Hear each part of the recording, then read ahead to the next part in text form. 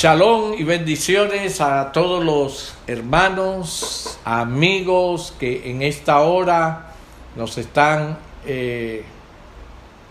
escuchando a través de esta enseñanza. Hoy estamos nuevamente entregando una parashá a la luz del Brit Hadashah. Una parashá nueva. La de hoy se llama Re'ed. La palabra Re'ed en hebreo quiere decir observa. Es un término un poco más fuerte que Shema, que oye Israel. Observa quiere decir sé tu testigo, experimenta, vívelo y lo vas a experimentar. Observa lo que sucede. Eso quiere decir Re'eh. Se escribe R-E-E-H. El estudio o el mensaje de esta parashá está relacionando también otros textos de por ejemplo, los profetas a Isaías 54, desde el versículo 11 a Isaías 55, versículo 5. La parashá de hoy está en Deuteronomio capítulo 11, desde el versículo 26 hasta el capítulo 16, versículo 17. Vuelvo y repito, Deuteronomio, Devarim, capítulo 11, desde el versículo 26 hasta el capítulo 16, versículo 17. Entonces, empezamos a decir que en la Haftará, que son las lecturas de los profetas, tenemos a Isaías 54, desde el versículo 11 hasta el 55, versículo 5. También tenemos a Sofonías, capítulo 3, versículo 9.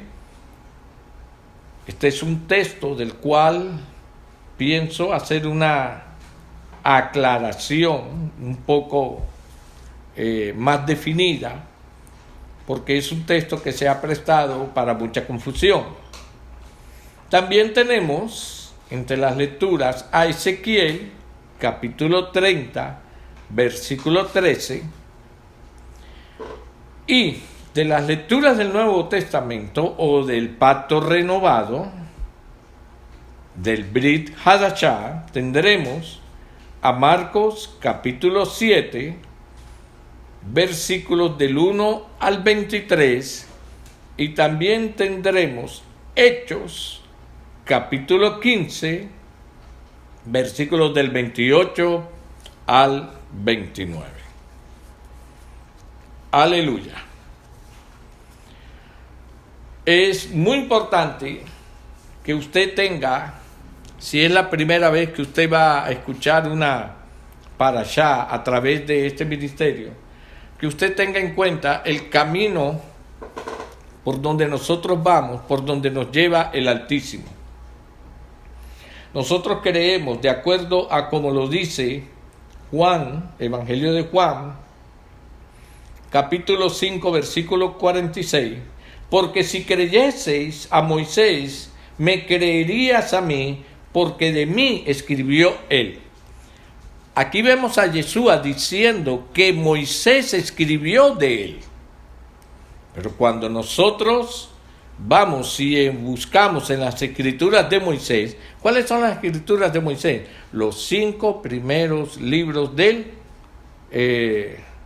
la escritura. Lo que conocemos nosotros como la Torá, son las instrucciones. Torá quiere decir instrucciones, entre otras palabras, ¿no?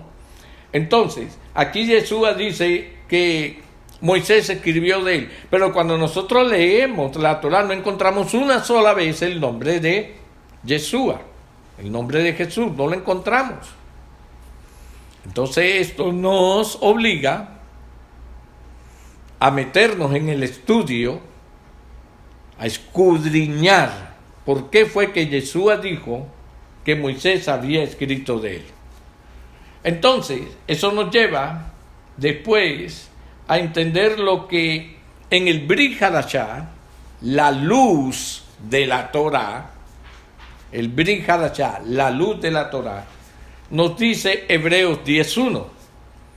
Dice, porque la ley, teniendo la sombra de los bienes venideros, no la imagen misma de las cosas, nunca puede por los mismos sacrificios, está hablando de todo Levítico, que se ofrecen continuamente cada año, hacer perfecto a los que se acercan. Entonces, aquí tenemos otro aspecto. Tenemos que lo que nosotros conocemos como ley, toda, fue escrita en sombra. Y el que no recibe la luz de Yeshua nunca va a entender exactamente lo que debe entender si la lee y la estudia en la luz. En Colosenses capítulo 2, versículo 17, nos vuelve a ratificar el Rúa, todo lo cual es sombra de lo que ha de venir. Es decir, todo lo que estudiamos de Torah es sombra de lo que acontecimientos proféticos, de lo que ha de venir. Por eso es que estudiando la Torah, estudiando las fiestas, podemos saber qué significa Yom Teruah, qué significa el día de Yom Kippur, qué significa la fiesta de los tabernáculos. Mientras tanto, si no la leemos en la luz y nos conformamos únicamente con la sombra, estaremos haciendo exactamente lo que nuestros hermanos judíos hacen. Por lo cual, todo lo que hizo Yeshua lo estaremos tirando a la basura. Y hay que tener mucho cuidado. Ahora, ¿por qué nosotros estamos llamados a estudiar la Torá? Bueno, Gálatas 3:29, en el Nuevo Testamento, en el Brit Hadashah, nos enlaza con Abraham. Y acordémonos que de Abraham nace un pueblo que más adelante conocemos al pueblo de Israel, al cual pertenecemos nosotros. Sí, pero ¿qué nos enlaza a nosotros, seguidores de Yeshua, con la Torá, con Abraham? Gálatas 3:29 dice, y si vosotros sois de Mashiach, ciertamente linaje, ahí viene la unión, linaje de Abraham sois y herederos según la promesa. Entonces, todo lo que encontramos en la Torá y todas las promesas que tiene, nos toca también a nosotros. Pero acordémonos que todo está de acuerdo a la obediencia de cada uno. Aleluya. Entonces, cuando leemos Hechos capítulo 15, Hechos capítulo 15, es importante que todos leamos Hechos capítulo 15. En este momento, para el estudio de la Torá, vamos a concentrarnos un poquito a leer qué es lo que está sucediendo aquí. La mayoría de las Biblias tienen esto como un subtítulo que no lo traen los originales, pero sirven como ayuda. Un subtítulo que dice el concilio en Jerusalén. En Jerusalén, si nos transportamos a ese momento, hoy día en Jerusalén, si nos transportamos a ese tiempo, estamos allá en los tiempos donde están sucediendo estas cosas. Hay una razón por la cual se hace un concilio.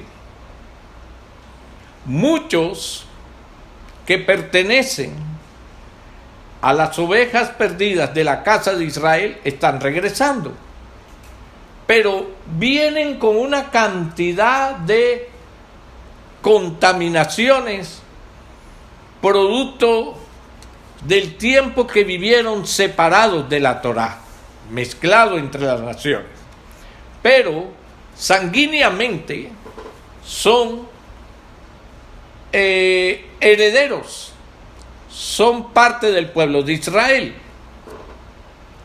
También están regresando los que a través de Yeshua están siendo injertados en el buen olivo, que es Israel, como nos los enseña el libro de Romanos.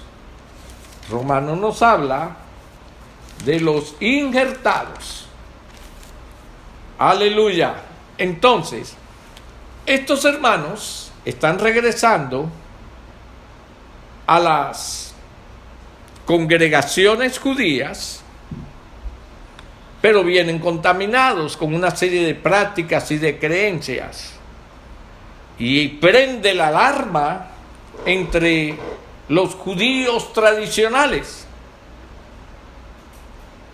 Y se levantan personas y empiezan a juzgarle y a exigirles una obediencia a la Torá que solamente algunos que nacieron en la Torá, se criaron en la Torá y practican la Torá, lo pueden obedecer. Algunos. Y otros muchos que están luchando porque si cumplen una parte, fallan en otra.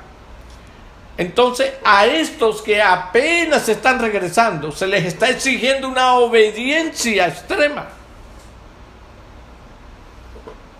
¿Y qué hacemos con estos hermanos? Imponerles tanto. En un momento, alguien dijo, déjenlos que primero se congreguen.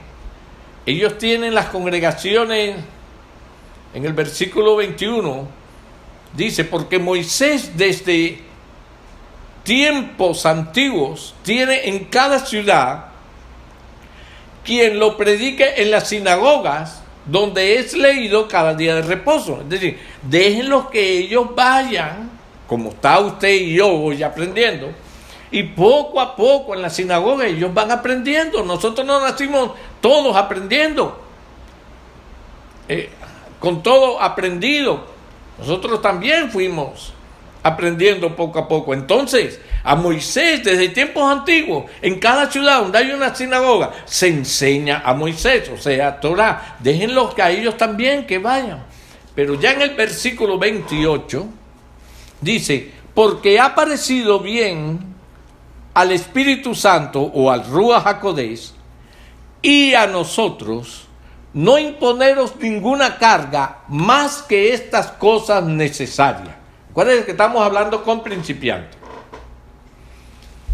Aquí hay tres frases, aquí hay tres ordenanzas y vamos a prestarle mucha atención. Estamos en Hechos capítulo 5, versículo 29. Que os abstengáis de lo sacrificado a los ídolos. Ese fue el número 1. El número 2 es de sangre y de ahogado.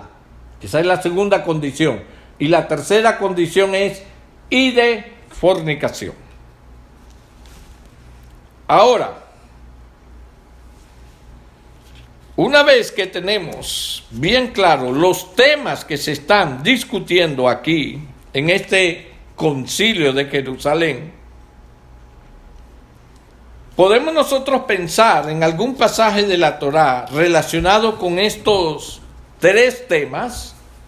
Hay una parashá que se llama Parashá Archerei, que la encontramos leyendo Levíticos 17 y 18, donde allí se tratan estos tres temas. Ahora, veamos el orden mencionados en Hechos capítulo 15, versículos 28 y 29. Entonces ya tenemos que el primero es que os abstengáis de lo sacrificado a los ídolos. Que el segundo es que os abstengáis de sangre y de ahogado. Y el tercero es que os abstengáis de fornicación. Ahora, cuando nosotros leemos Levíticos 17 y 18, entonces nos vamos a dar cuenta que en Levíticos 17 y 18 están estos mismos tres temas. Por ejemplo, Levítico 17, vayamos al libro de Levítico, por favor, al libro de Levítico. Aleluya. Es que nuestro Abba. Levítico 17, vamos a leer del versículo 1 y 9. Dice: habló Yahweh a Moisés diciendo: habla a Aarón y a sus hijos y a todos los hijos de Israel y diles: esto es lo que ha mandado Yahweh. Esto no lo inventó nadie. Cualquier varón de la casa de Israel que degollare buey o cordero o cabra en el campamento o fuera de él, y no lo trajere a la puerta del tabernáculo de reunión para ofrecer ofrenda a Yahweh delante del tabernáculo de Yahweh, será culpado de sangre el tal varón. Sangre derramó, será cortado el tal varón de entre su pueblo, a fin de que traigan los hijos de Israel sus sacrificios, los que sacrifican en medio del campo, para que los traigan a Yahweh, a la puerta del tabernáculo de reunión, al sacerdote, y sacrifiquen ellos, o sea, los sacerdotes, los sacrificios de paz. Y el sacerdote esparcirá la sangre sobre el altar de Yahweh a la puerta del tabernáculo de reunión, y quemará la grosura en olor grato a Yahweh. Y nunca más sacrificarán su sacrificio a los demonios. Oh, tremendo. Tras de los cuales han fornicado. Tendrán esto por estatuto perpetuo por sus edades. Les dirás también: cualquier varón de la casa de Israel o de los extranjeros, vamos a hablar un poquito después de la palabra extranjero, esta traducción al español de extranjero, que moran entre vosotros, que ofreciere holocausto o sacrificio, y no lo trajere a la puerta del tabernáculo de reunión para hacerlo a Yahweh, el tal varón será igualmente cortado de su pueblo. ¿Qué tenemos aquí, hermano? En esta primera lectura tenemos cómo el Señor empieza a corregir la manera apropiada de presentarse delante de Él para adorarlo. Nosotros sabemos que el Señor estableció a través del libro de Levítico, del sacerdocio arónico, una serie de requisitos, de requerimientos, de rituales, los cuales todos eran sombra, tengámoslo bien claro, una serie de rituales para que cuando el hombre quisiera acercarse al eterno Elohim y confesar, reconociendo sus pecados y recibir perdón, el hombre tuviera una manera correcta de hacerlo. ¿Por qué? Porque en Egipto habían aprendido que se sacrificaban, se hacían ofrendas, se hacían sacrificios en cualquier lugar, en cualquier monte, en cualquier collado, en cualquier manera, a los ídolos. Y ellos venían contaminados con esto, que habían visto. Aquí el Eterno está poniendo las cosas en orden. No es como ustedes quieran. es como yo lo voy a establecer. Y establece un orden, establece una ruta. Y este orden y esta ruta empieza a darle al pueblo de Israel una identidad. Una identidad que es lo que nosotros, como seguidores de Yeshua HaMashiach, de Jesucristo, estamos recobrando ahora. Nuestra identidad como seguidores de Yeshua. Entonces, tenemos que en Levítico 17, del 1 al 9, toca el tema de la adoración apropiada. Ahora, cuando nosotros vamos a Hechos, capítulo 15, vamos nuevamente, Hechos, capítulo 15. ¿Qué es lo que se está tocando aquí, en esta porción? Cuando ustedes leemos la primera frase, que os abstengáis de lo sacrificado a los ídolos. ¿Por qué? Porque estos hermanos venían con la costumbre de hacer ofrendas y ritos de cualquier manera. Y como leímos en Levíticos 17, cualquier cosa, cualquier sacrificio que no se hiciere conforme el Señor lo establecía, era considerado un sacrificio a los ídolos, a cualquiera que fuera. Porque el Eterno solo tenía una manera de aceptar los sacrificios y la ofrenda.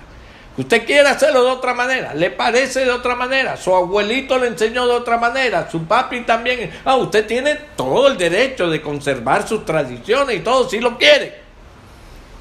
Pero si usted quiere hacer la voluntad del Altísimo, o sea, si usted lo que quiere es obedecer, entonces usted tiene que dejarse o abstenerse de cualquier ofrenda, cualquier celebración, cualquier sacrificio que no esté conforme a la Escritura, porque es considerado sacrificio a los ídolos. Ahora, en Levítico 17, vamos a estar Levítico y Primera de Corintios 15, que es lo que estamos examinando. Aleluya. Levítico 17. Nuevamente. Aleluya. Levítico 17. Vamos a leer de los versos 10. Versos 10 al 15. Levítico 17, versos 10 al 15. Y yo sé que con esto a algunos se les van a levantar las tripas y van a querer pegarme. Pero esto yo no lo escribí, esto lo escribió el Altísimo. Oiga lo que dice. Si cualquier varón de la casa de Israel, Levítico 17, versículo 10, si cualquier varón de la casa de Israel o de los extranjeros que moran entre ellos, comiere alguna sangre, yo pondré mi rostro contra la persona que comiere sangre y la cortaré de entre su pueblo. Dígame una cosa, le voy a hacer una pregunta. ¿El agua se toma o se come? Cuando usted tiene sed dice, ay, yo quisiera comer agua. ¿Verdad que no? Usted dice, yo quisiera tomar agua. ¿Tienes que me regales un poquito de agua para tomar? Cuando alguien llega a su casa y le dice, ¿quieres algo para tomar? Y la persona le dice, sí. ¿Usted se presenta con un pescado? ¿Un arroz con pollo? No, el líquido. ¿Por qué aquí la Torá está usando la expresión comiere alguna sangre? Yo pondré mi rostro contra la persona que comiere sangre y la cortaré de entre su pueblo. Porque aquí se está hablando de una práctica donde con la sangre se preparaban alimentos. Entonces la gente estaba comiendo esos alimentos, pero esos alimentos tenían sangre. Y comer cualquier cosa que tenga sangre va en contra de la Torá, de lo establecido por el Señor. Versículo 11, porque la vida de la carne en la sangre está, y yo os la he dado para hacer expiación sobre el altar por vuestras almas, y la misma sangre hará expiación de la persona. Ahora, mis hermanos, aquí habría mucho que hablar. ¿Por qué la sangre es la que tiene la vida en este momento? ¿Y por qué el Altísimo, si la sangre tiene la vida, el Altísimo toma la sangre para expiación? Para expiación, no para que usted se la eche a la comida y le sepa más sabroso, como en muchos países de nosotros donde se hacen morcilla y alimentos con sangre. O como vamos a ver más adelante, simplemente matan el animal, ni le sacan toda la sangre y así vienen y cocinan su carne. Eso lo vamos a ver ahorita. 12. Por tanto he dicho a los hijos de Israel, ninguna persona de vosotros comerá sangre, ni el extranjero que mora entre vosotros comerá sangre. Pero es que eso es para los judíos. No. Ningún extranjero. Es decir, que usted mire como se mire. No, yo no me quiero meter entre ese grupo de los injertados de Israel. No, a mí no me metan en eso, porque yo, bueno, entonces no eres un israelita, ¿verdad? No, a mí no me metan en eso. Entonces tú qué eres, no, yo soy un extranjero, yo soy cualquier persona. Está bien, pero es que el mandamiento también es para los extranjeros. También es para ti. Es decir, esto es un mandamiento universal. Que la gente lo ignora, que tú y yo lo ignorábamos, es otra cosa. Pero se supone que ya, desde este momento, ya tú no lo ignoras. Sigue diciendo el 13. Y cualquier varón de los hijos de Israel o de los extranjeros que moran entre ellos, que cazare animal o ave que sea de comer, derramará su sangre y la cubrirá con tierra. Eso es lo que hay que hacer, la manera correcta. Porque la vida de toda carne es su sangre. Por tanto he dicho a los hijos de Israel, no comeréis la sangre de ninguna carne, porque la vida de toda carne es su sangre. Cualquiera que la comiere será cortado. Entonces, tenemos que Levítico 17:15 nos da un mandamiento. ¿Qué nos está diciendo este mandamiento? Nos está hablando de la manera apropiada de preparar, de cocinar, de ingerir los alimentos. No tienen que haber sangre en ellos. Pastor, ¿pero dónde voy a comprar yo carne descontaminada de sangre si aquí en todos los mataderos ninguno hace eso? Bueno, usted cuando la compre, antes de cocinarla, procure lavarla hasta que usted ve que ya no tiene sangre. Esa es la parte que el Altísimo mira, el deseo suyo de obedecer el mandamiento. El deseo suyo de obedecer. Hay una expresión dentro del judaísmo que se llama kosher. Comida kosher. ¿Qué es la comida kosher? Es toda aquella comida, por ejemplo, hablando de carne, de animales, cuando ellos van a sacrificar el ganado, ellos se aseguran que el ganado sea sacrificado de tal manera que no sufra. Primero que todo, que no sufra. Segundo, que sea desangrado. Entonces, cuando ellos ven un ganado así, lo llaman aceptable. Eso está aceptable. O sea, kosher, aceptable y kosher es más o menos lo mismo. Kosher entre ellos, aceptable entre nosotros para que no pelee tanto con la palabra kosher. ¿Ok? Una dieta apropiada es lo que se está tratando aquí en este verso de Levítico. Ahora, cuando vamos a Hechos, capítulo 15, encontramos en el versículo 29 la segunda expresión. Dice, de sangre de ahogado. Entonces, vemos cómo Levítico nos da un orden. Primero nos habla de adoración apropiada. Segundo nos habla de dieta apropiada. Y lo venimos a comparar con Hechos capítulo 15 y nos lleva el mismo orden. Primero, de lo sacrificado a los ídolos. Y segundo, de sangre y de ahogado. Está hablando de dietas. ¿Qué es lo que sucede con el animal ahogado? Cuando el animal se ahoga, el animal no tiene tiempo, no hay manera de desangrarlo.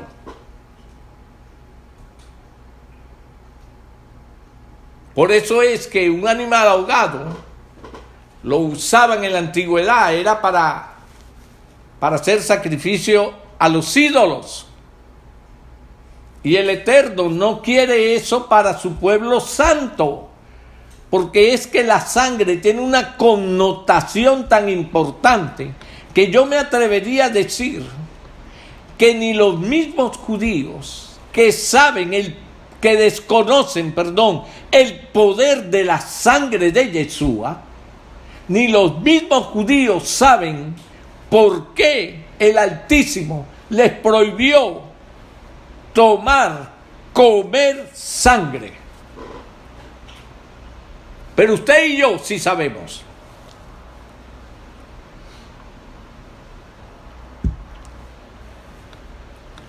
Pastor, entonces usted me está diciendo que entonces yo ya no puedo comer morcilla. No, yo no lo estoy diciendo. Yo solo estoy enseñando nada más. Aquí lo que está escrito. Si usted encuentra alguna manera de coger un animal que murió ahogado y sacarle toda la sangre, bueno, de pronto a ver qué concesión le hace el Señor a usted, pero es imposible. Otro punto que se trata aquí en este versículo 29 de Hechos 15, dice, y de fornicación. Y de fornicación. Vamos a Levítico 18. Cuando usted lee Levítico 18, del 1 al 30, usted va a encontrar todas las prohibiciones que para el Altísimo se consideran inmorales. Todas las relaciones, incluso aunque se cubran con el matrimonio. No, pero él vive con la muchacha y todo, pero ellos se casaron, sí, lo cubrieron, pero no deja de ser una abominación delante del Altísimo. Todos los actos de inmoralidad prohibidos que los hace el Eterno. El versículo 5 dice, por tanto guardaré mis estatutos y mis ordenanzas, los cuales haciendo el hombre vivirá en ellos. Yo Yahweh. ¿Qué sucede, mis hermanos? En los tiempos antiguos existía el incesto, existía las relaciones entre hermanos, entre los primos, entre los padres con las mujeres de sus hijos, de los hijos con las mujeres de su padre. Era un desorden sexual inmoral. Israel sale de Egipto con todo eso en su retina como una cosa normal. Pero el Eterno quiere librarlos, purificarlos, para que ellos se distingan de entre las demás naciones de la tierra. Y es donde el Señor les da en Levítico 18, versículo del 1 al 30, todas las ordenanzas de lo que es una relación abominable delante de sus ojos y lo que debería ser correcto, lo que es correcto para el Eterno. Versículo 22 habla del homosexualismo: no te echarás con varón como con mujer, es abominación. Ni con animal tendrás ayuntamiento amancillándote con él, ni mujer alguna se pondrá delante de animal para ayuntarse con él, es perversión. Es decir, aquí hablan de todas las impurezas que por la pasión al sexo se puede llegar a cometer. Esto es recordado en el libro de Hechos, capítulo 15, con la expresión y de fornicación. Es el tercer tema que se trata en el Concilio de Jerusalén. Y de fornicación. ¿Por qué? Porque cualquier relación no establecida conforme al ordenamiento del Padre es considerada como fornicación. Así se cubra como con un matrimonio.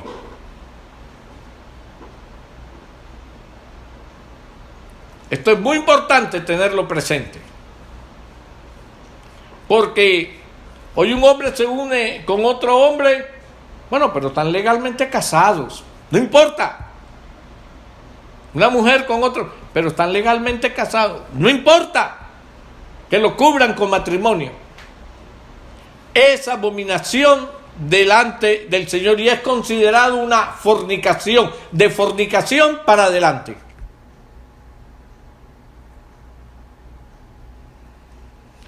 Ahora, yo quiero que usted haya ido examinando el orden en que fue establecido en el libro de Levítico. El primer orden fue una manera correcta de adoración al Altísimo. El segundo orden de Levítico fue una dieta alimenticia aprobada conforme al orden del Altísimo. Y el tercer orden fue cómo deben ser unas relaciones sexuales dentro de una pareja. Ese es el orden. Cuando nosotros lo comparamos con el libro de Hechos, capítulo 15, versículo 29, encontramos el mismo orden. Lo primero tiene que ver con la adoración apropiada, los sacrificados a los ídolos, fuera, no idolatría, tienes que entrar por donde el Señor lo estableció. Que se puede comer sangre, que un animal, no, también está fuera de la dieta del Señor. Y que, bueno, pero se aman y todo y se casaron. No, si no está en el orden del Señor, fuera.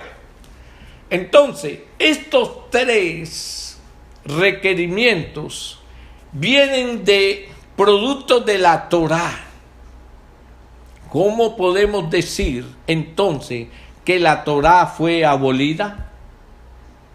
Cuando en el libro de los Hechos el Espíritu Santo, porque quiero que vea el versículo 28, que dice, porque ha parecido bien al Espíritu Santo, al Ruach HaKodesh, y a nosotros no imponeros ninguna carga más que estas cosas necesarias, y entonces las da en el mismo orden que están establecidos en la Torá, en el libro de Levítico, capítulos 17 y 18.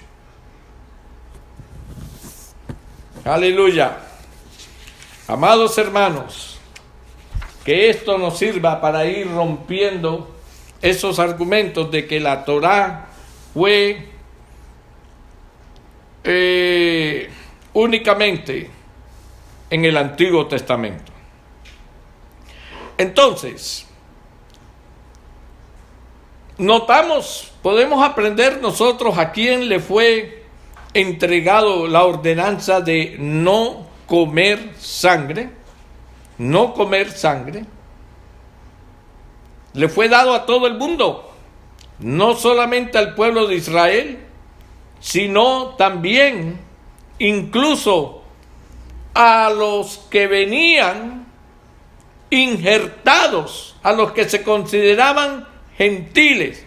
Si nosotros usamos la Nueva Versión Internacional, usted verá que la palabra que fue introducida allí dice: al forastero que vive entre ustedes les es mandado abstenerse de sangre. Si usted o yo estamos usando Reina Valera, nosotros veremos que la palabra extranjeros que moran entre vosotros son también mandados a abstenerse de sangre. Ahora, ¿quiénes son estos forasteros y extranjeros? La palabra hebrea traducida varias veces como forastero o extranjero es la palabra hebrea ger, G-E-R. Esa palabra es mejor traducida por la palabra prosélito, como la versión hebrea de la Torá. Todos sabemos lo que es un prosélito. Un prosélito es un no israelita que se une a sí mismo al Dios de Abraham, de Isaac y de Jacob. Con este entendimiento sabemos que la Torá enseña que un gentil que se arrepiente y convierte debe también comer una dieta kosher. O sea, hermano, si usted es un israelita que se crió ignorando que lo era y se crió conforme a todas las costumbres paganas que aprendió mientras estuvo mezclado entre las naciones y las religiones de las naciones, al llegar a usted al entendimiento de que usted es un israelita, hijo de Abraham, de Isaac y de Jacob, de sangre, su familia es judía, lo comprobó, es hebrea, usted está obligado a guardar todos estos requerimientos. Ahora, si usted dice, no, pero yo no soy israelita, pero soy cristiano, entonces, ¿qué tenemos? Tenemos a Gálatas 3:29 que nos dice: y si vosotros sois de Cristo, ciertamente el linaje de Abraham sois y heredero según la promesa. Es decir, que al ser injertado, de todas maneras pertenezco al linaje. La palabra linaje viene del hebreo semilla, que quiere decir que también representa la palabra semen. Somos semilla, semen de Abraham. Es decir, hemos sido injertados como hijos por la bendita gracia y misericordia del Altísimo al creer y aceptar a Yeshua como el único y eterno Salvador, porque hay un solo Salvador que conocimos primero como Yahweh, después se nos reveló como Yeshua y hoy nos enseña y nos corrige como el Espíritu Santo, el Ruach HaKodesh. Hay un solo Dios. No son tres personas distintas. No. Es uno solo, es el mismo.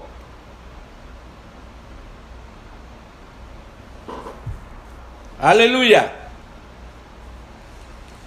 Entonces, mis hermanos,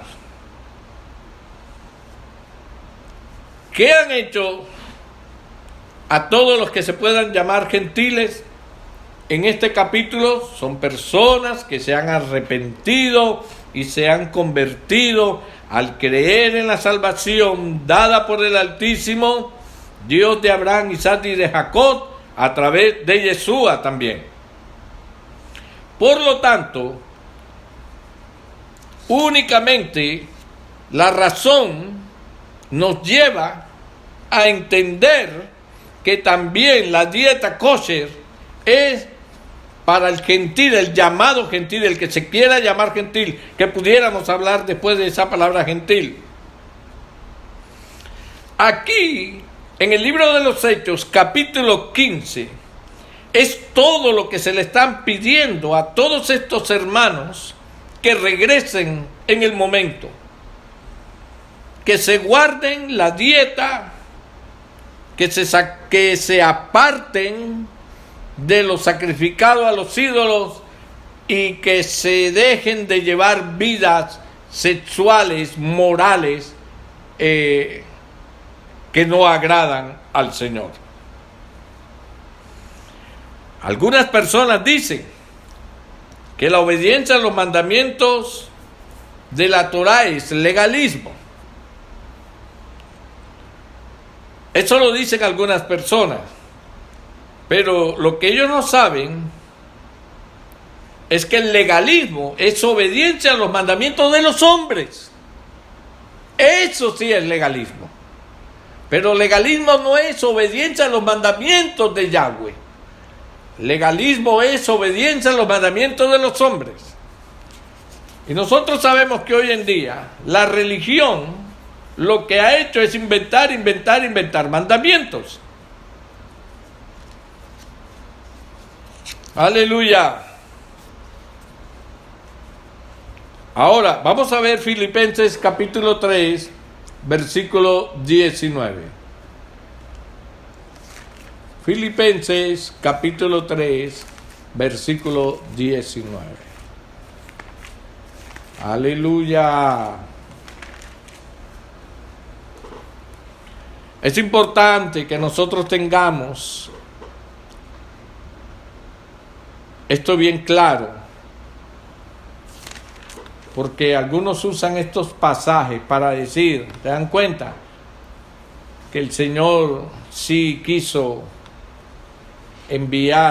anular la Torá y todo. Lo único que hay es que practicar nada más esto y ya, sí. Pero tiene usted que mirar que también el Señor está citando Torá. Al Espíritu Santo le pareció bien, y a nosotros también, está citando la Torá. Entonces no me venga a decir usted que si Dios está citando la Torá, Él mismo está aboliendo la Torá que Él mismo está citando. Ahora, ¿qué es lo que hace que la mayoría de la gente pelee con la Torá? Porque la Torá tiene leyes alimenticias que nadie quiere corregir. Por ahí ellos no comen cerdo, pero a mí sí me da la gana de comer, tráigamelo a mí. Claro, hártelo de cerdo, si eso es lo que quiere comer. Pero no diga que usted ama al Señor, usted ama al cerdo. Su Dios es el cerdo. Filipenses capítulo 3, versículo 19 dice: el fin de los cuales será perdición, cuyo Dios es el vientre y cuya gloria es su vergüenza, que solo piensan en lo terrenal. Usted no piensa en el Señor, usted nada más piensa en el momento.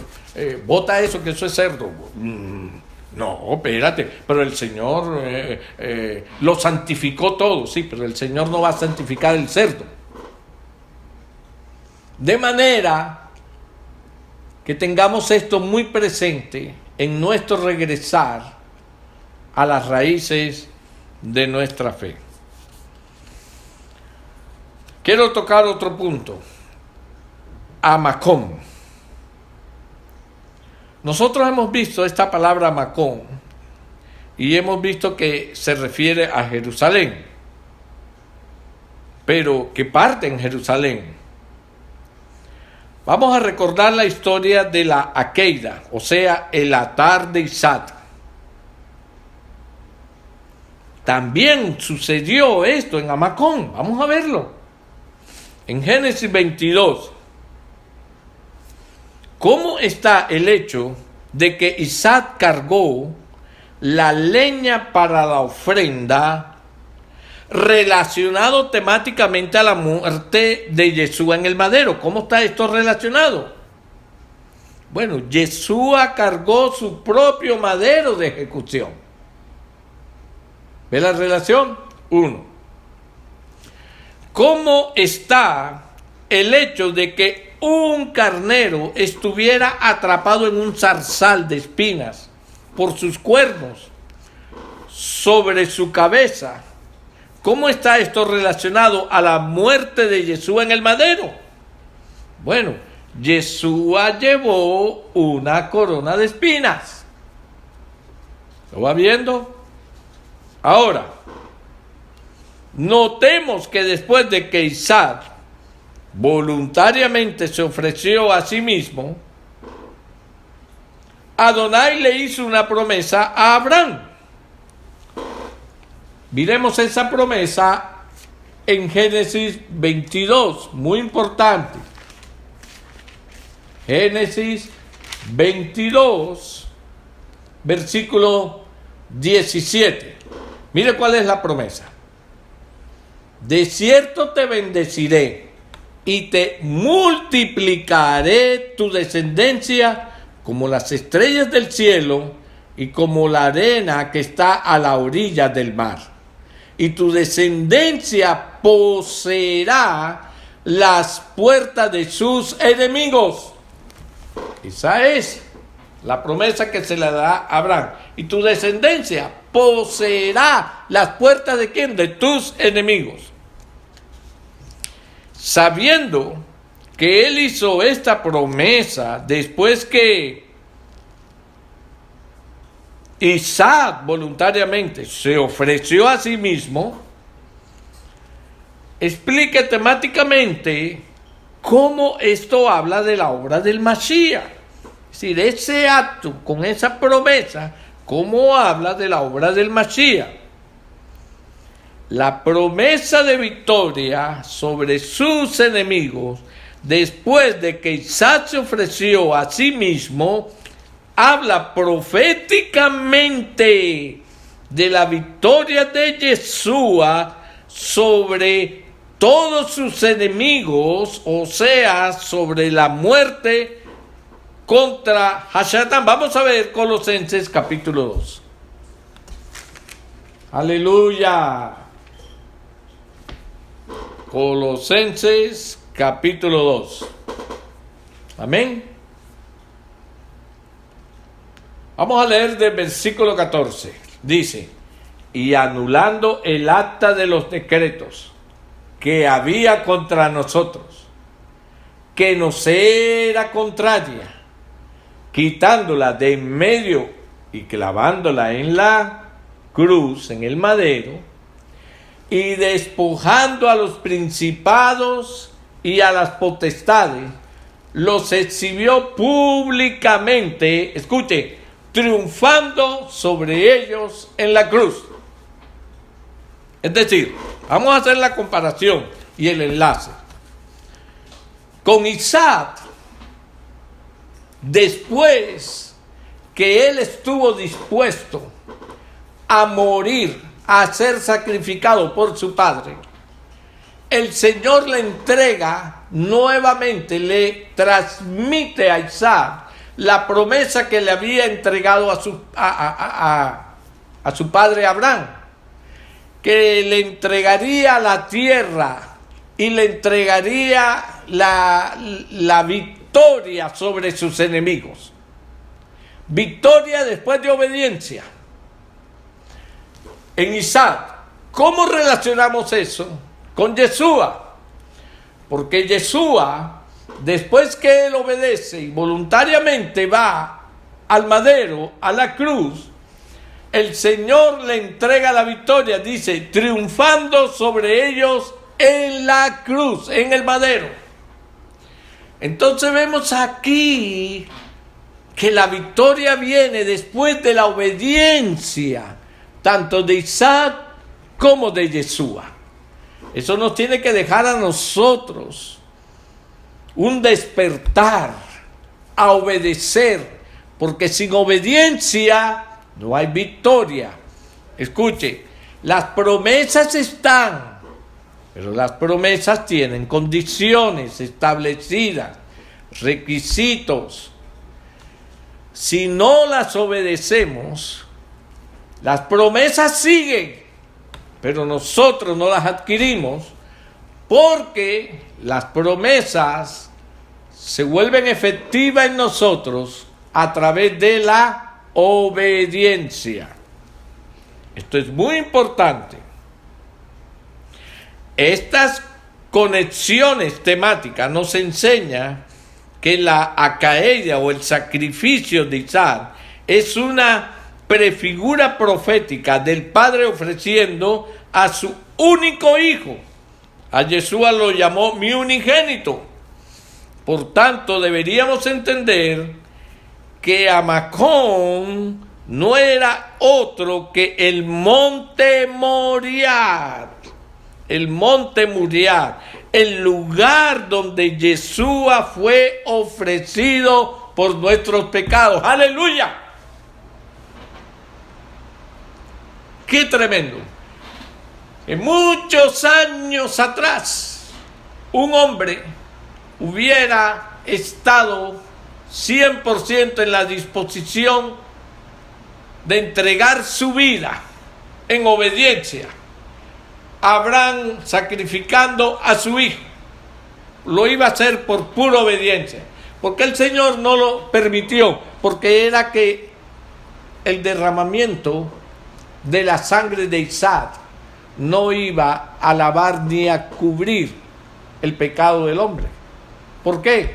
Porque Isaac pertenecía a una raza caída, como pertenece todo ser humano sin Yeshua. Una raza caída en pecado. Entonces, ¿para qué derramar una sangre que no iba a hacer absolutamente nada? Ahora, la sangre de Yeshua sí, porque la sangre de Yeshua tenía que ser derramada, porque esa sangre sí nos limpia. Cada vez que nos acercamos a ella, como lo he dicho, esto no es algo automático, hermanos. No, tiene que haber un reconocimiento, tiene que haber un arrepentimiento y tiene que haber una disposición de nunca más cometer el mismo pecado. Entonces la sangre de Yeshua nos limpia de todos nuestros pecados. Aleluya. Ahora, hemos visto una y otra vez cómo la Torá nos enseña sobre el Mashiach. Mientras nosotros leemos la Torá, siempre que vemos figuras de resurrección, figuras de vida renovada como resultado de la liberación de muerte inminente. Y tercero, figuras de victoria y vida renovada como resultado de muerte, sabemos que la Torá está a punto de darnos una enseñanza concerniente al Mesías. Ese debe ser un patrón donde usted siempre que esté escudriñando Escritura y vea estos tres elementos aparecer, usted sabe que la Escritura está a punto de darle una enseñanza profética sobre el Mesías. Eso es lo que llamamos temas de resurrección y vida. Y están más claros cuando están reforzados de alguna manera con el número 3, 30, 300, 3000, etc. Ahora, cuando Yeshua regrese para establecer el reino milenial, ¿cuál evento ocurrirá que es uno de los más espectaculares eventos desde que el hombre fue creado? Tiene que ver algo con la vida y con nosotros. La resurrección de los muertos. Ahorita tocamos Tesalonicenses. ¿Qué dice? Y los muertos en Yeshua resucitarán primero. Luego nosotros, los que estemos ahí en la tierra, viene la resurrección y nos vamos a encontrar con el Señor. Entonces, esta es una característica que prueba que tribulación y muerte están relacionadas con la segunda venida del Señor.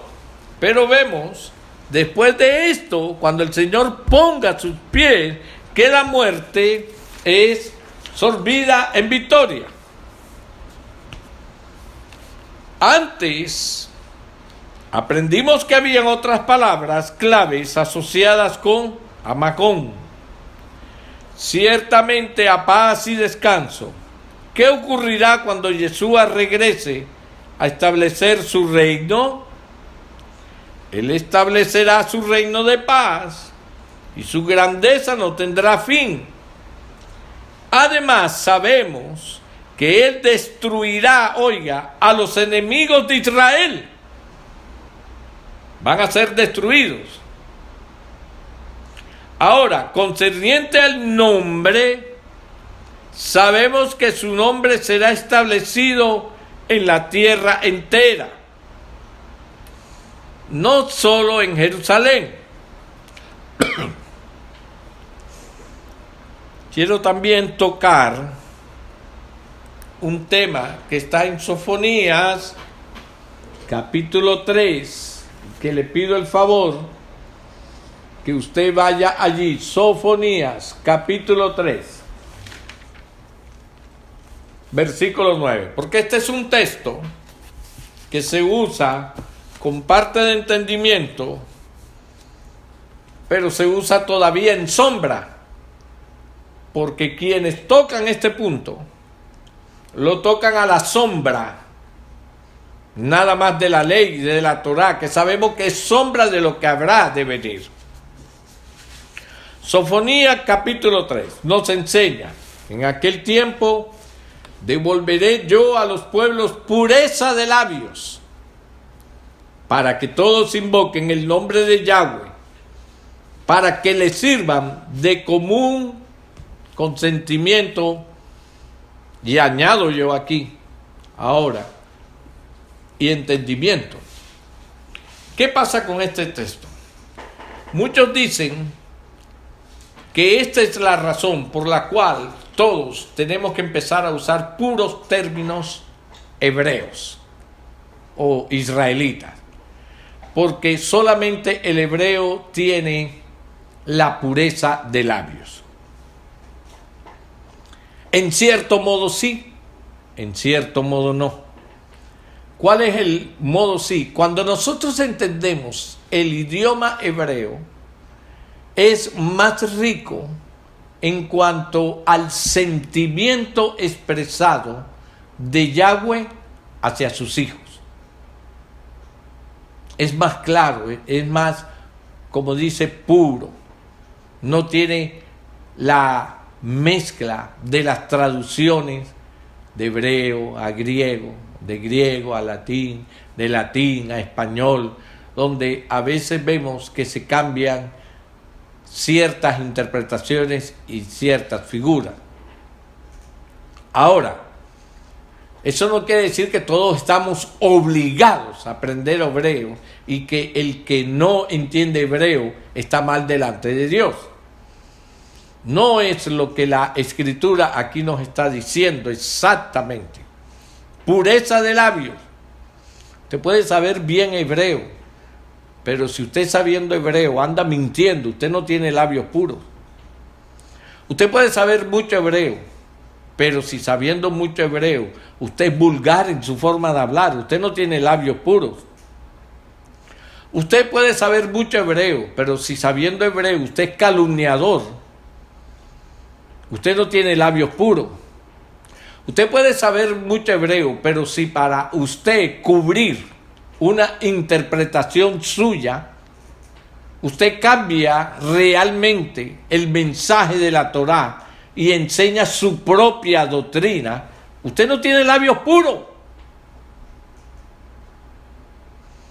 ¿Qué hacemos con los ancianos que ya les cuesta trabajo aprender un segundo idioma por no aprender hebreo?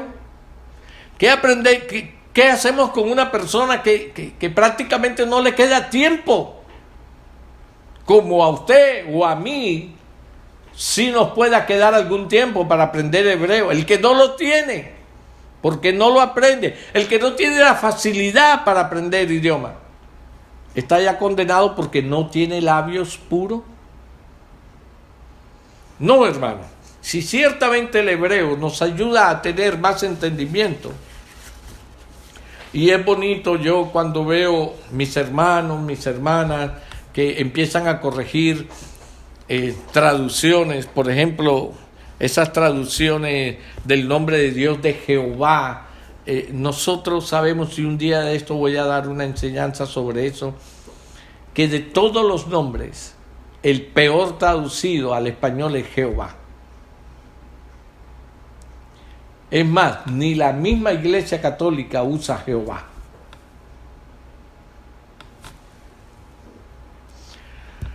Entonces, hay otras interpretaciones. Algunos usan Yahweh, que es el que yo me inclino a escuchar, a pronunciar más.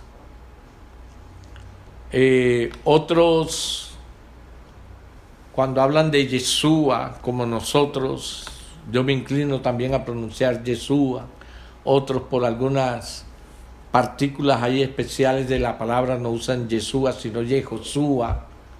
Y se forma una cantidad de discusiones allí sobre los nombres. El mismo judaísmo no usa ni Yahweh, le puso otro nombre, que es Hashem. Porque como dicen que el nombre de Dios es tan puro, y nosotros somos de labios impuros, ese nombre no se puede pronunciar, el verdadero, el original nombre. Entonces ellos usan Hashem.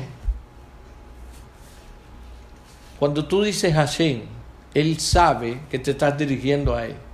Cuando tú dices Yahweh, Él sabe que te estás dirigiendo a Él.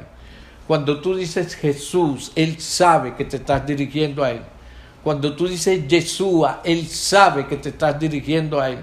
Y cuando tú dices Yehoshua, y así sucesivamente.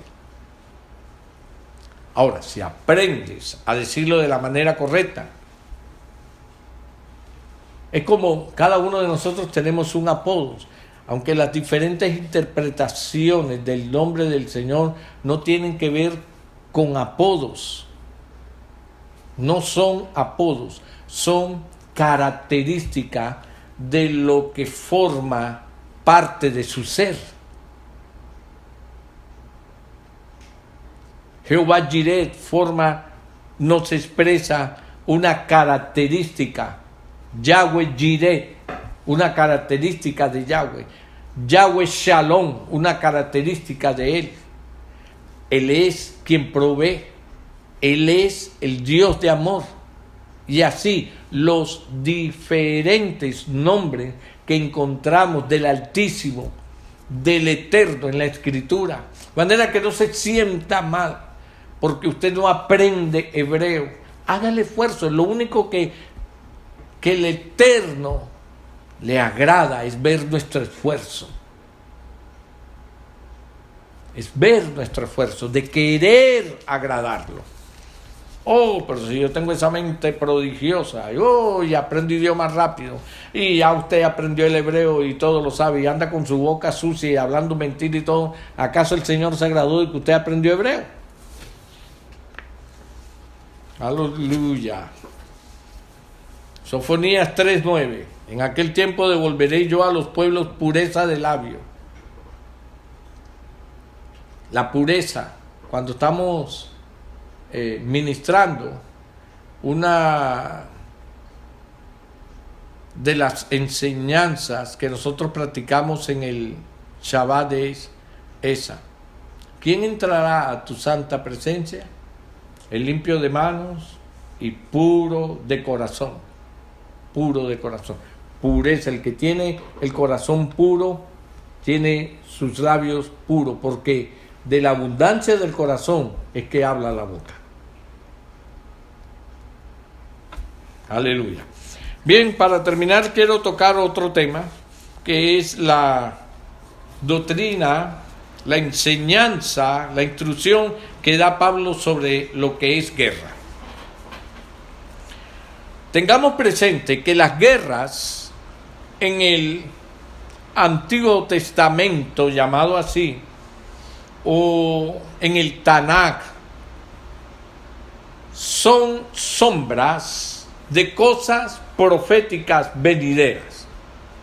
Todas las guerras del pueblo de Israel, todas las guerras que están en la Torá, eran sombras de lo que sería la conquista del pueblo de Israel a su tierra. Cuando nosotros leemos Devarim, Deuteronomio, capítulo 12, vamos allí un momentico, Deuteronomio, capítulo 12, ¿ok? Vamos a leer del versículo 1 al 3. Deuteronomio, capítulo 12, versículos del 1 al 3. Estos son los estatutos y decretos que cuidaréis de poner por obra en la tierra que Yahweh, el Elohim de tus padres, te ha dado para que tomes posesión de ella todos los días que vosotros viviereis sobre la tierra. Escuche esto. Destruiréis enteramente todos los lugares donde las naciones que vosotros heredaréis sirvieron a sus dioses. Los destruiréis, dice. Sobre los montes altos y sobre los collados y debajo de todo árbol frondoso. Versículo 3. Derribaréis sus altares y quebraréis sus estatuas y sus imágenes de Aserá. Consumiréis con fuego. Aserá era un ídolo. Y destruiréis las esculturas de sus dioses y raeréis su nombre de aquel lugar. Raeréis, quitaréis, arrancaréis su nombre de aquel lugar. Aleluya. Moshe describe lo que el pueblo de Israel se supone debe hacer a los dioses de las naciones que ellos desposeyeron. Al llegar a la tierra, tiene que destruir toda figura de idolatría. Notemos la frase que dice: destruiré las esculturas de sus dioses. En diferentes estudios que hicimos de número, notamos que, primero, los eventos en el Éxodo. Segundo, las pruebas del pueblo de Israel en el desierto. Y tercero, la guerra implicada, la guerra que tiene que ver con la conquista de la tierra de Canaán, son figuras del éxodo que va a tener la última generación fuera de la tierra a través de un desierto de la tribulación, el reino milenial. Es decir, comparamos esas guerras con guerras que va a tener que librar el pueblo del Eterno que esté sobre la tierra en el momento de la última fase, la gran tribulación, para heredar el derecho a pasar al reino milenial. Oh, eso es muy importante. Entonces, este es un pueblo en donde creo que tú y yo estamos introducidos. Este es un pueblo que tenemos que prepararnos, porque vamos a tener unas guerras entre familias, entre amistades, entre religiones, oh sí, religiones, incluso mesiánicas, donde tenemos que armarnos de mucho valor y discernimiento espiritual para entender que nuestras guerras ya no van a ser únicamente contra personas, aunque vamos a recibir persecuciones de personas de carne y hueso, que están dentro de las familias, que están dentro de otras iglesias, que están dentro de otras quejilá, dentro del gobierno, nos van a perseguir. Pero si no tenemos el discernimiento de que todo es movido por una fuerza espiritual, entonces vamos a convertir esa guerra únicamente entre una guerra humana, como la que libró el pueblo de Israel, y no vamos a entender lo que son las guerras espirituales, que es la fase que nosotros estaremos librando al final de los últimos días, antes ya que Yeshua ponga sus pies en el monte de los olivos. Aleluya. Nosotros podemos ver, por ejemplo, en 2 de Corintios, capítulo 10. Miren lo que el apóstol Pablo escribe aquí. Un hombre que sabe lo que fueron las guerras de su nación, Israel, que conoce la Torá.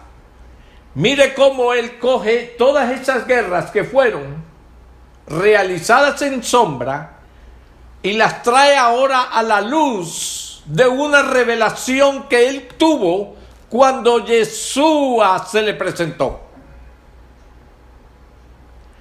Él dice en el versículo 3, pues aunque andamos en la carne, no militamos en la carne. Lo voy a parafrasear yo. Aunque somos personas normales y mortales, nosotros no nos movemos como se mueve cualquier mortal. Porque las armas de nuestra milicia no son carnales, es decir, no son mortales, sino poderosas en Elohim para la destrucción de fortalezas. ¿Cuáles fortalezas? ¿Dónde están esas fortalezas a las que yo me estoy enfrentando? ¿Son físicas? No. Dice, versículo 5, derribando argumentos que le ordenó el Altísimo al pueblo de Israel que fuera derribando en la medida que iba conquistando, que derribando ¿qué? Altares de idolatría. Aquí no vamos a derribar altares, aquí vamos a derribar argumentos y toda altivez que se levanta contra el conocimiento de Elohim. Oiga esto, y llevando cautivo todo pensamiento a la obediencia del Mashiach. Usted que me está escuchando en este momento puede tener una tremenda batalla allí en su alma, en su mente. Usted tiene dos opciones: o derriba el argumento que lo lleva a usted a seguir creyendo lo que siempre creyó, o usted derriba ese argumento y empieza usted a entrar en la obediencia y el conocimiento de la enseñanza que la Torá ahora, que está siendo alumbrada por la luz del Mashiach, le está entregando a usted. Usted puede estar librando ahora mismo esa batalla. Y esas batallas son las batallas que libraremos al final. Batallas, argumentos que derribaremos y nos impulsarán, nos ayudarán, nos darán la fuerza para darle otra dirección al camino que nosotros veníamos transitando. Un camino de religión, un camino donde seguíamos hombres, donde seguíamos líderes humanos. Y ahora ese camino cambia de dirección y ya no seguimos a hombres, seguimos la voz del Altísimo a través del Ruach HaKodesh. Porque el que no aprenda a oír esa voz, seguirá oyendo la voz de hombres y de líderes. Y seguirán torcidos. Entonces, esa es la lucha que nosotros estamos preparándonos, que estamos viviendo el día a día. Argumentos que se levantan en nuestra mente para no querer obedecer, para no desprendernos de toda esa idolatría con la que fuimos contagiados en las religiones. ¿Y sabe qué es lo que me ayuda, me inspira a volver a poner la emisora en el aire? ¿Sabe qué es, hermano? Que por no haber una emisora que predique, que enseñe, que corrija, como debe ser corregido, a la luz del Brit Hadashah, que no enseñe sombra, sino que enseñe luz. Muchos hermanos de raíces hebreas todavía poniendo emisoras religiosas de otras doctrinas. Es decir, no han salido todavía. Salieron de Egipto, pero Egipto no ha salido de ellos. Todavía poniendo esas enseñanzas a esos líderes, oyendo a esos líderes, porque los líderes les están diciendo lo que ellos quieren escuchar. Efesios capítulo 6. Efesios capítulo 6. Sí, yo sé que ya usted sabe para dónde voy.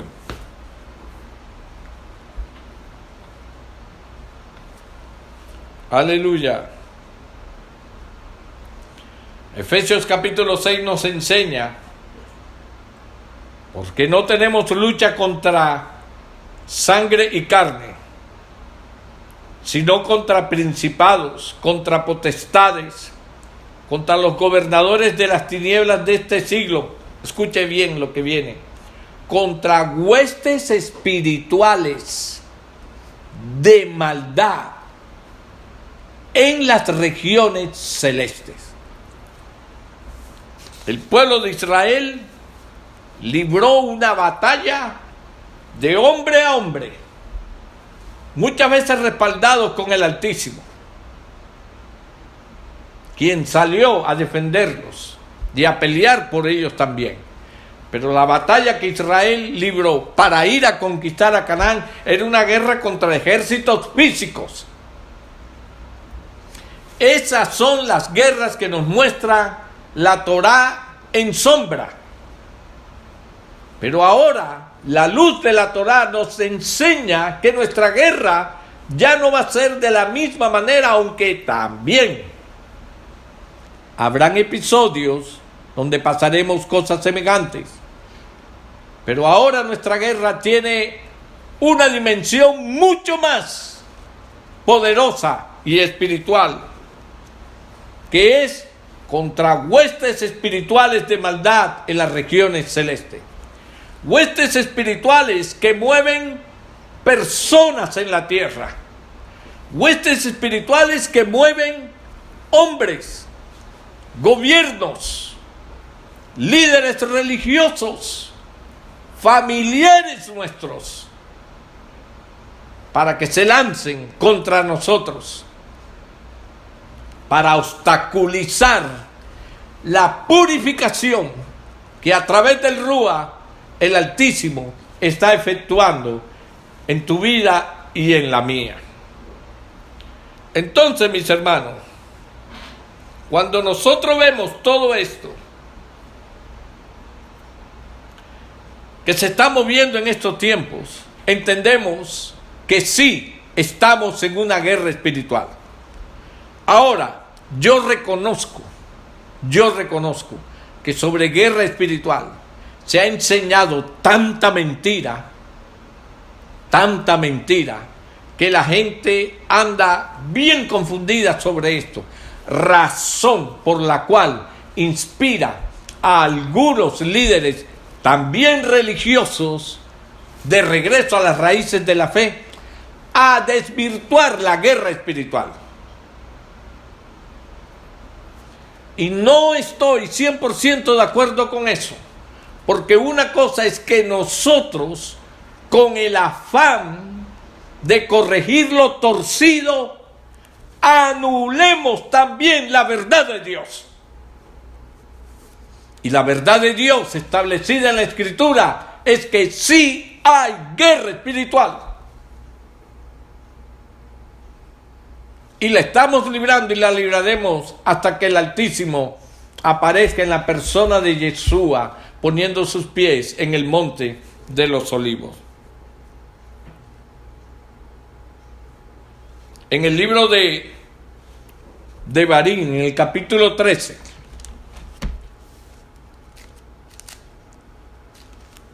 Devarim capítulo 13. Aleluya. Y ya con esto termino. Versículo del 1 al 6 dice, ojo a esto es importantísimo porque esto está sucediendo en el internet. Usted lo ve todos los días. En las Kehilá, aunque ahora pueden estar cerradas, cuando se abran lo seguirá viendo y con mayor fuerza. Cuando se levante en medio de ti profeta, Deuteronomio, Devarim, capítulo 13.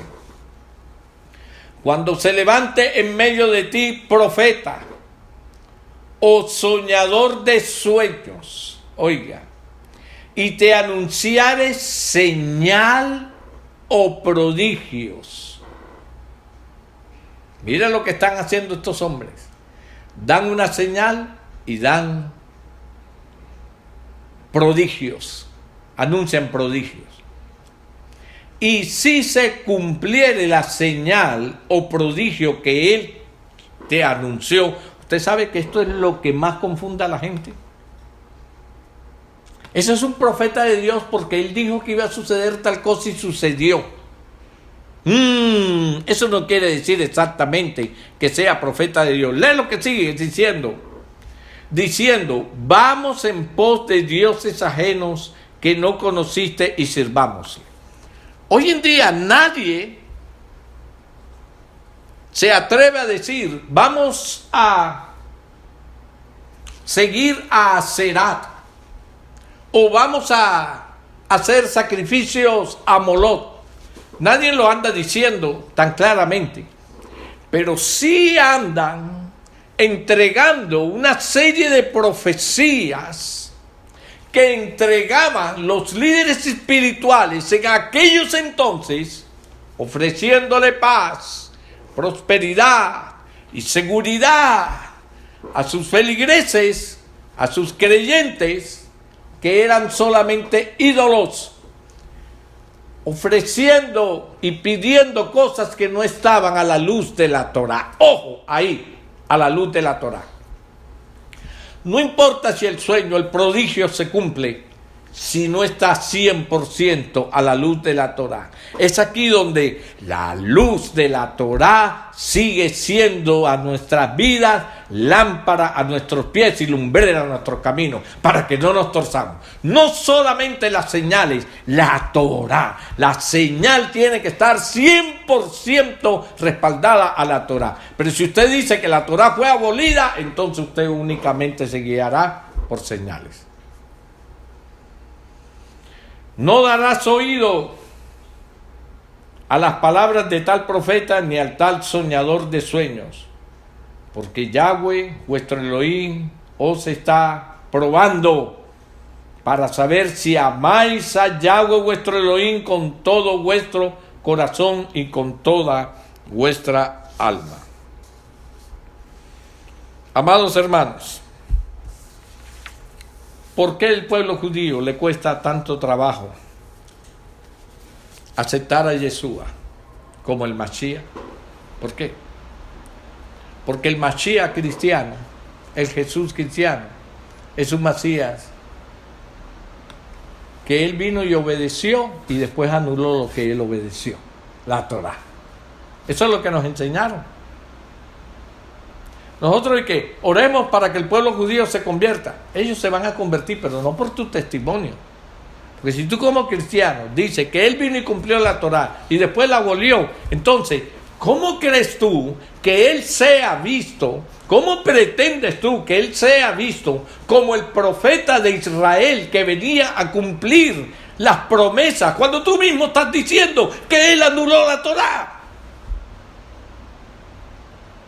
Esa es la razón por la cual ellos no creen, no en el Mesías. Ellos están esperando al Mesías, pero no esperaron al Mesías que tú le quieres presentar. Un Mesías que abolió la Torá, nunca. ¿Por qué? Porque ellos dicen que aunque este hombre, este profeta, este soñador, anunciara señales y prodigios, y vieron a Jesús hacer señales y prodigios, y señales que se cumplieron, pero que no continuó con la Torá, sino que la abolió, entonces ellos dijeron, razón suficiente, este no es el Mesías. Amados hermanos, tenemos que examinar mucho lo que estamos aprendiendo y lo que estamos enseñando. El afán de corregir los errores no nos da a nosotros la autoridad para anular la verdad de Dios. Hay guerras espirituales hoy en día para librar, y el que no las libre, por mucho conocimiento que tenga de Torá y todo, él mismo va a ser confundido, él mismo va a ser hundido, y mucha gente va a decir, oye, y era tremendo maestro y mira lo que cayó. ¿Por qué? Porque le faltaba la luz de la Torá. La luz. No enseñemos Torá con sombra. No se ponga a escuchar. No se deje cautivar por tanto argumento y tanta cosa que se levanta hoy en día de que esto sí es la Torá, este es el verdadero griego, este es el verdadero hebreo. No se distraiga. Vaya directamente a la luz. Déjese impactar por la luz, por la revelación de la Torá, para que usted reciba el poder purificador de la vida que hay en la Torá, en su vida, en la vida de sus hijos, de su esposa y de su esposo. Que el Altísimo me los continúe bendiciendo, grande, rica y poderosamente. Shalom, shalom, shalom. ¿Te gustó este mensaje? Te invitamos a suscribirte a nuestro canal de YouTube y activar la campana para estar al tanto de nuevos videos. Síguenos en Instagram @Ministerio Puerta de Salvación y en Twitter @Ministerio MPS. Shalom y bendiciones.